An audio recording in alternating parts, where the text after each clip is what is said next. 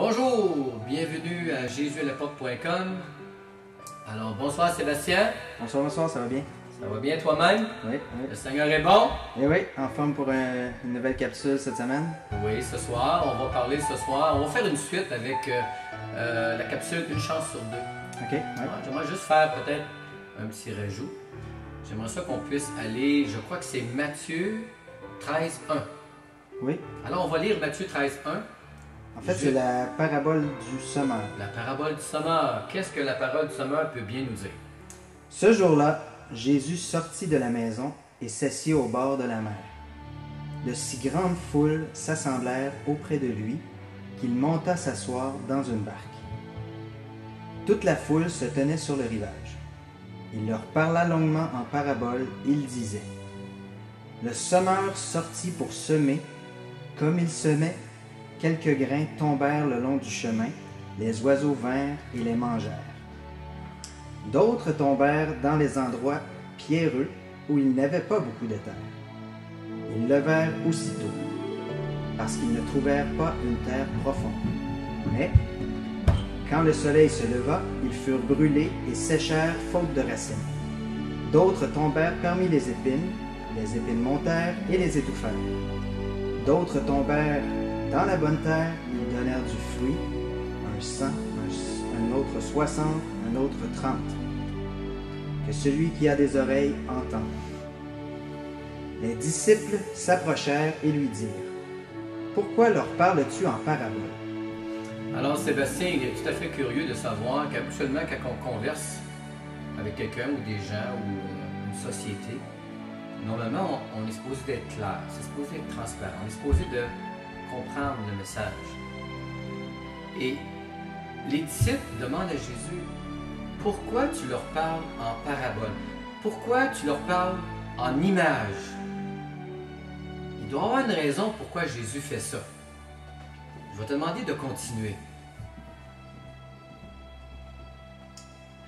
Jésus leur répondit: Parce qu'il vous a été donné de connaître les mystères du royaume des cieux, et qu'à eux, cela n'a pas été donné. Alors Jésus est en train de dire ici: Vous êtes mes disciples, vous me suivez partout, alors pour vous, ça vous est donné. De tout comprendre. De tout comprendre les mystères du royaume des cieux.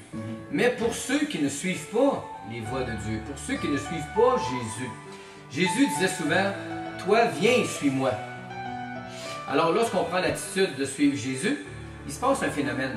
C'est que lorsque le Seigneur nous parle en image et qu'on rentre en prière auprès de lui, il nous donne la réponse qui va avec.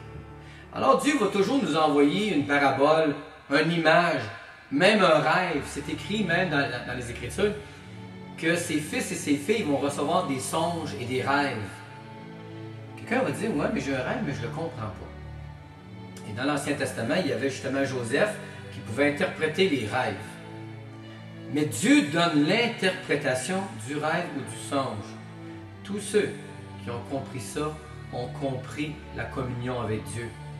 On ne peut pas marcher dans la vie comme des aveugles et croire que les choses vont arriver et qu'on ne les comprend pas. On va les comprendre si on a le personnage qu'on se tient avec. Si on ne se tient pas avec Jésus, on ne peut pas comprendre. On continue. Car on donnera à celui qui a, et il sera dans l'abondance. Mais à celui qui n'a pas, on ôtera même ce qu'il a. Alors celui qui a, on lui donne. Celui qui n'a pas, on ne lui donne pas. Alors on va donner à celui qui suit le Seigneur. On va donner à celui qui prie le Seigneur. On va donner à celui qui lit l'Évangile. On va donner à celui qui s'implique pour le Seigneur. On va donner à celui qui comprend la volonté de Dieu. Il faut faire des efforts. Il y a un effort, il y a l'effort. Dieu dit: Moi je l'ai fait, j'ai tout fait, je suis mort pour toi. Je me suis sacrifié pour toi. Je te démontre mon amour. Maintenant c'est à ton tour, je te donne le flambeau, c'est maintenant ton tour. Alors le Seigneur demande l'effort d'aller vers lui, se sanctifier à lui et de prier dans sa présence, de rester dans sa présence qui est extrêmement difficile parce qu'il y a un esprit séducteur dans le monde qui te fait croire à autre chose. Qu'est-ce que le Seigneur voudrait te révéler, te faire comprendre pour que tu puisses agir dans ta nouvelle nature. On continue.